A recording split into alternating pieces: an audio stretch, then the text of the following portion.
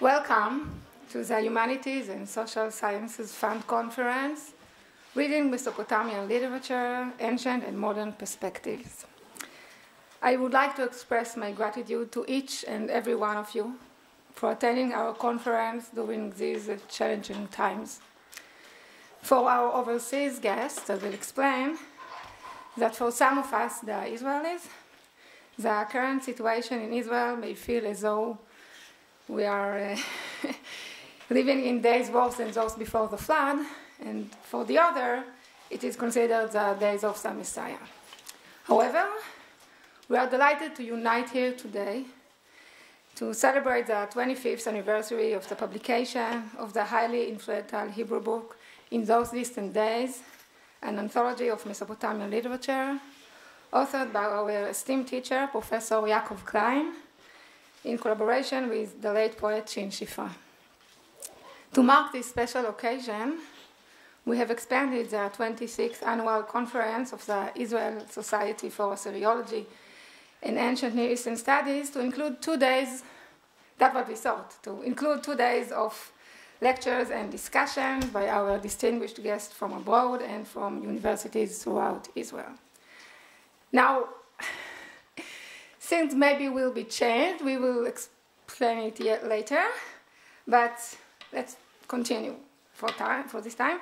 So it is a pleasure, therefore, to welcome all of our guests on behalf of the Samuel Noach Kramer Institute of Assyriology and Ancient Near Eastern Studies at Ilan University, which is hosting the conference.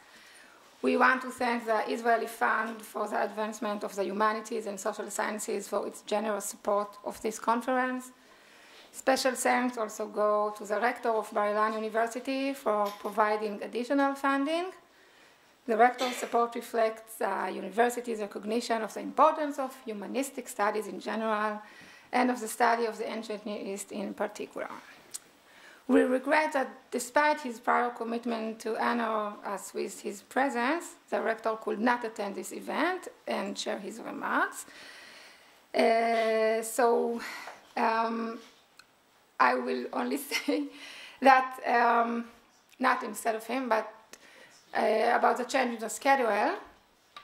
So this day that you are here and we can do this conference, so we will have 3 speakers for the first session, 3 of our honored guests from abroad. Professor Bolio will start this session, and then, he's not here, but then, as was planned before, and Professor Dariva, she will be at the last session. So please stay to the last session. It's going to be very interesting. And for the next day, tomorrow, it depends. We hear the news all the time, and we will see, and of course, we will announce what is going to be tomorrow. So please wait with us and follow us. And now, without further ado, let me introduce our first speaker, Professor Nili Samet. Professor Samet is a Bible and Assyriology scholar here at Ilan University who specialized in lamentation literature and wisdom literature. Formerly a student of Jakob she is currently a member of the leading committee of the Israel Society for Assyriology and Ancient Near Eastern Studies and the board of the Samuel Noach Kramer Institute, which is hosting this conference.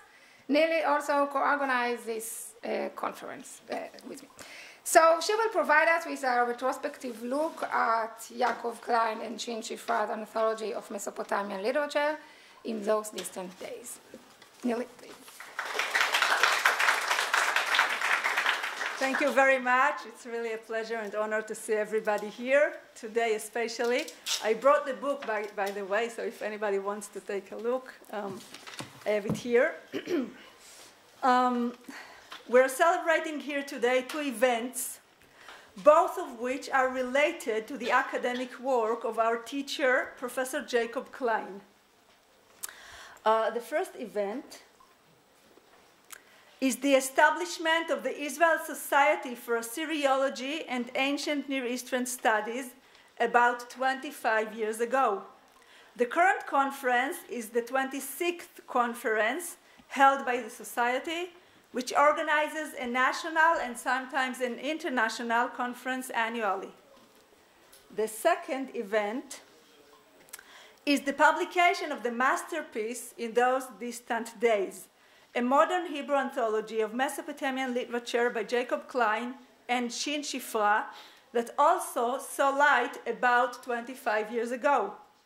These two enterprises, which profoundly shaped the study of Assyriology and ancient Near East in Israel, and have influenced two generations of teachers, students, and researchers, came into being thanks to the pioneering and inspiring work of Professor Jacob Klein.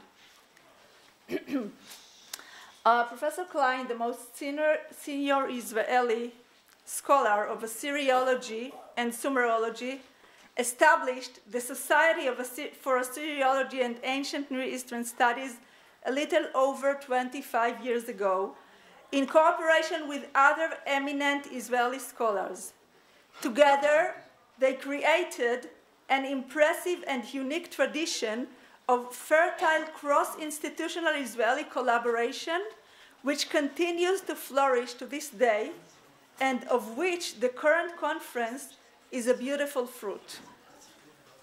Around the same time, Professor Klein completed a seminal project of 15 years, which included translating Mesopotamian literature into Hebrew in collaboration with the late poet Shin Shifra.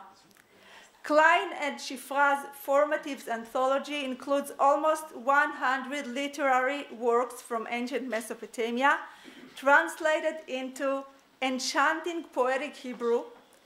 The anthology covers myths, epics, hymns, prayers, love songs, wisdom literature, and many other genres.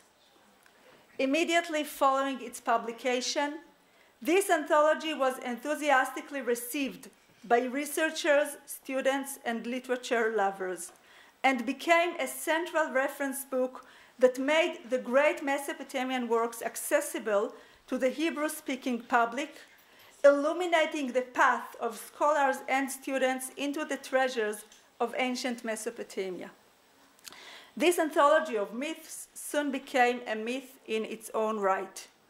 It served, and still serves, as a cornerstone in countless studies and works written in modern Hebrew, and it is considered a must-have book on the desk of anyone interested in the study of antiquity. On a personal note, I would like to share a little anecdote from one of my introductory classes, where I spontaneously invited the students to a meeting with Professor Klein in his room. The students were very excited to hear about the meeting, but they also complained that I did not inform them of the meeting in advance, which would have allowed them to bring their own copy of In Those Distant Days to be signed by Professor Klein, as is customary in meetings with famous writers. In the preface to their anthology, Klein and Shifra write, "Being a Semitic language, Hebrew excels at transferring the spirit of Mesopotamian poetry and at preserving its poetic virtues. This statement modestly hints at Klein and Shifra's great poetic achievement in masterfully reflecting the Sumerian and Akkadian sources through their delicate, rich, and accurate Hebrew style.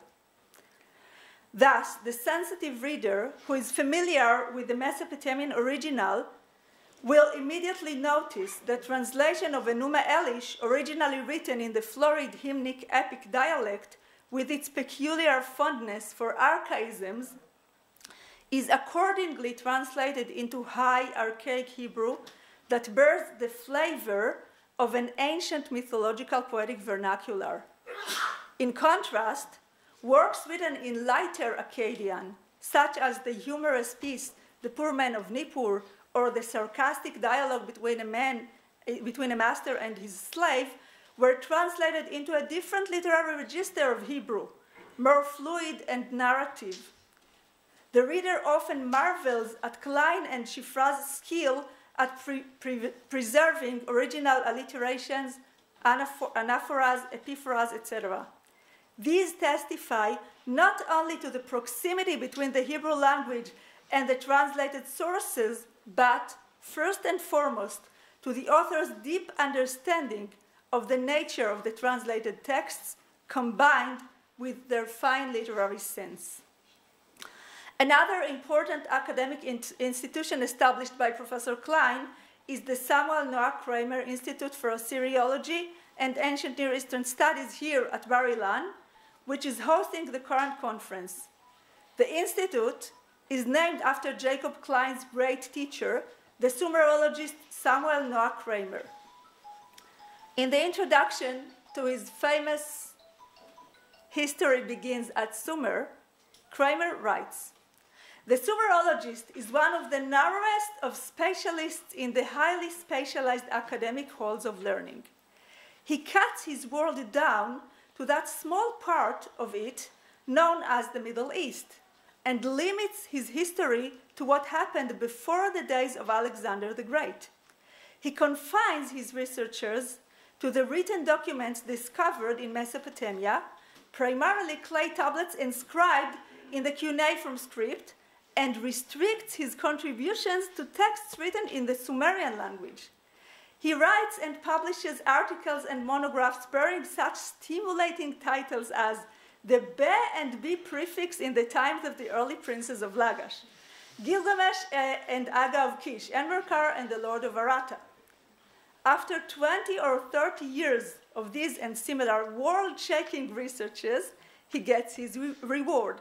He is a Sumerologist. At least that is how it all happened to me. Incredible as it may seem, however, this pinpoint historian, this Toynbee in reverse, has something of unusual interest, an ace in the hole, as it were, to offer to the general reader. The Sumerologist, more than most other scholars and specialists, is in a position to satisfy man's universal quest for origins, the firsts in the history of civilization. This passage, written with great charm and subtle humor, reflects Kramer's recognition of the achievements of academia, as well as his sober self-awareness of its limitations. It best describes, in my opinion, both the scholarship of Kramer and of Klein, Kramer's most prominent student and the teacher of us all. Samuel Noah Kramer was a great philologist, one of a few giants who established the discipline of Sumerology by carrying out meticulous studies concerning the tiniest details that can only be appreciated by experts. And yet, he was also a broad-minded scholar who managed to make the treasure of ancient Sumer accessible to the general public. Like Kramer, Klein too has devoted his career to highly professional studies, which may be understandable to a limited group of scholars, while at the same time presenting a comprehensive literary and cultural appreciation of the ancient civilizations he studies in a way that makes them accessible and meaningful to fellow scholars in various fields, as well as to the general reader.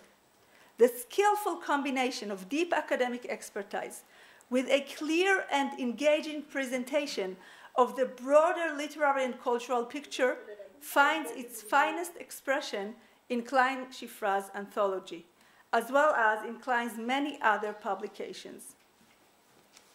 Professor Klein, on behalf of the many devoted readers of your anthology, which opens a door to the magical world of ancient Mesopotamia, I would like to say to you, thank you.